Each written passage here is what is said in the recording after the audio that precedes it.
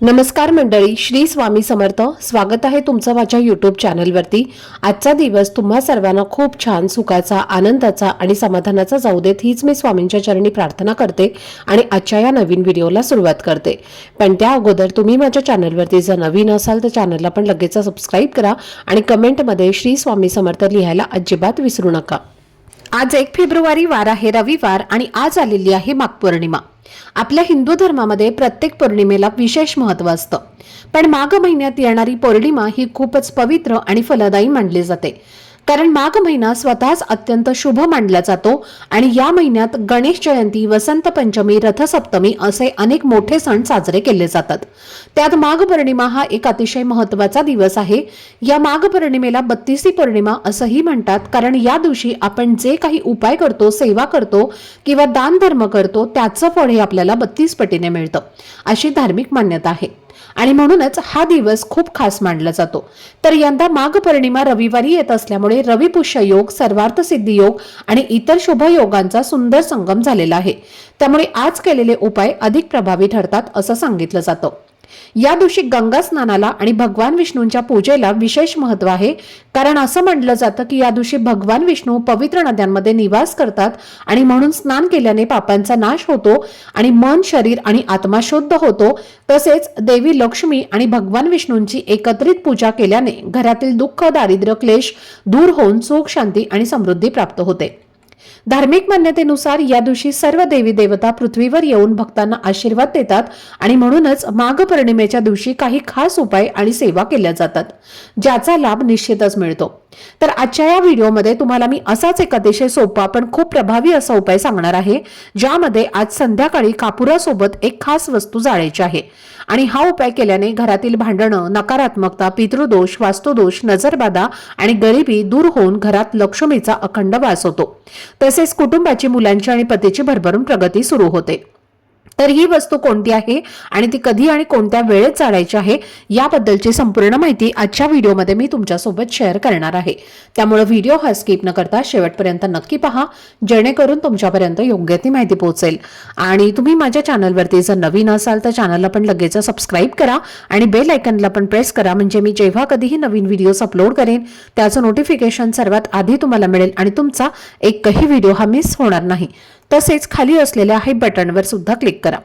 तर पहा, आज या व्हिडिओमध्ये तुम्हाला मी जो उपाय सांगणार आहे तर हा उपाय आपल्याला आज माघ पौर्णिमेच्या दिवशी संध्याकाळी करायचा आहे आणि संध्याकाळी 6 वाजल्यापासून ते अगदी रात्री 12 वाजेपर्यंत तुम्ही हा उपाय कधीही करू शकता, कारण संपूर्ण दिवस आणि रात्र ही पौर्णिमा तिथी असते. त्यामुळे या काळात केलेले उपाय आणि सेवा फलदायी ठरतात. पण शक्य असेल तर संध्याकाळी 6 वाजल्यापासून ते 9:30 ते 10 वाजेपर्यंत हा उपाय करण्याचा जास्तीत जास्त प्रयत्न करा, कारण ही तिन्ही सांजेची वेळ मानली जाते आणि याच वेळेला आपल्या घरामध्ये लक्ष्मी तत्व अधिक जागृत असतं. सकारात्मक ऊर्जा खूप जास्त प्रमाणामध्ये कार्यरत असते आणि त्यामुळे या वेळेत केलेला उपाय खूपच प्रभावी ठरतो. हा उपाय जरी संध्याकाळी करायचा असला तरी दिवसभरात एक छोटी पण खूप महत्त्वाची कृती प्रत्येकाने करायची आहे. ती म्हणजे 1 ग्लास स्वच्छ पाणी घ्यायचं आहे आणि त्या पाण्यामध्ये थोडंसं गंगाजल टाकायचं आहे किंवा गंगेचं पाणी उपलब्ध असेल तर ते वापरायचं आहे. त्यानंतर त्यामध्ये चिमूटभर हळद घालायची आहे. एक कापूरवडी घेऊन तिचा बारीक तुम्हाला चुरा करायचा आहे, म्हणजेच पूड करायचा आहे आणि त्या पाण्यामध्ये टाकायची आहे. आणि जर गोमूत्र तुमच्याकडे असेल तर त्याचे थोडेसे थेंब तुम्हाला टाकायचे आहेत आणि त्यानंतर हे पाणी घेऊन तुम्हाला तुमच्या देवघरासमोर शांतपणे बसायचं आहे. त्यानंतर तुमचा उजवा हात त्या ग्लासवरती अलगद पालथा ठेवायचा आहे आणि मन एकाग्र करून श्री स्वामी समर्थ, श्री स्वामी समर्थ या मंत्राचा 1 माळ जप करायचा आहे. आणि हा जप पूर्ण झाल्यानंतर हे पाणी तुम्ही संपूर्ण घरामध्ये शिंपडायचं आहे. विशेषतः मुख्य प्रवेशद्वार, उंबरठा आणि उंबरठ्याच्या बाहेर हे पाणी शिंपडणं फार महत्त्वाचं असतं, कारण या पाण्यामध्ये खूप सकारात्मक ऊर्जा तयार झालेली असते आणि जेव्हा हे पाणी आपण घरामध्ये शिंपडतो तेव्हा घर स्वच्छ, शुद्ध आणि पवित्र होतं. घरातील नकारात्मकता, दोष, इडापिडा, नजरबाधा हळूहळू दूर होऊ लागते आणि वातावरण हलकं आणि प्रसन्न होतं. आणि त्यानंतर संध्याकाळी जेव्हा आपण मुख्य उपाय करतो तेव्हा त्या उपायामुळे साक्षात माता लक्ष्मी आपल्या घरावर प्रसन्न होते आणि घरामध्ये सुख, शांती, समृद्धीचा वास सुरू होतो. आता या व्हिडिओमध्ये तुम्हाला मी जो उपाय सांगणार आहे तर हा उपाय तुम्हाला संध्याकाळी करायचा आहे।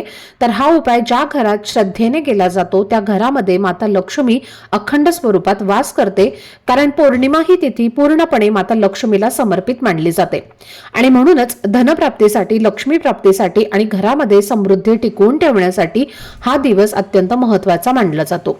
म्हणून जर तुमच्या आयुष्यात किंवा घरामध्ये सतत आर्थिक अडचणी येत असतील, पैशांची चणचण तुम्हाला कायम जाणवत असेल, कष्ट करूनही घराची भरभराट होत नसेल, घरात आलेला पैसा टिकत नसेल, एखादा उद्योग किंवा व्यवसाय असूनही तो नीट चालत नसेल आणि त्यातून अपेक्षित असं उत्पन्न मिळत नसेल किंवा घरात पैसे येण्याचे मार्ग जणू बंद झाल्यासारखे वाटत असतील, तसेच पैसा आला तरी तो आजारपण, अडचणी किंवा इतर कारणांमुळे लगेचच खर्च होऊन जात असेल, म्हणजेच जिथे तुम्ही 100 रुपये कमवता तिथे 150-200 रुपये खर्च होत असतील, तर अशा परिस्थितीमध्ये हे स्पष्ट होतं की घरामध्ये लक्ष्मी स्थिर नाही। आता लक्ष्मी घरामध्ये नांदणं म्हणजे फक्त पैसा असणं एवढंच नाही, तर घरामध्ये सुख, शांती, समाधान, सकारात्मक वातावरण आणि कुटुंबामध्ये प्रेम, एकोपा असणं हे सुद्धा तितकंच महत्त्वाचं असतं।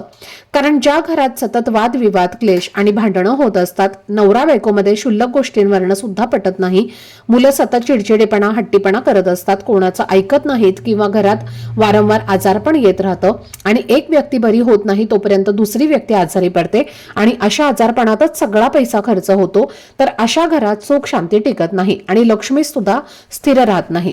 तर यासारख्या सर्व समस्या दूर करण्यासाठी हा उपाय अत्यंत प्रभावी मानला जातो।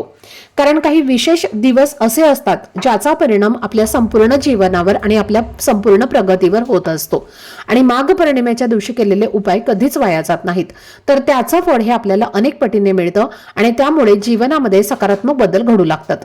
आणि म्हणून हा उपाय आज माघ पौर्णिमेच्या दिवशी संध्याकाळी नक्की करायचा आहे। आणि हा उपाय करण्यापूर्वी सर्वप्रथम तुमच्या देवघरामध्ये तुम्ही जो रोज दिवा लावता तो दिवा तुम्हाला श्रद्धेने लावायचा आहे, धूप अगरबत्ती लावून घरातील वातावरण प्रसन्न करायचं आहे आणि तुळशीजवळ तुपाचा एक दिवा लावायचा आहे।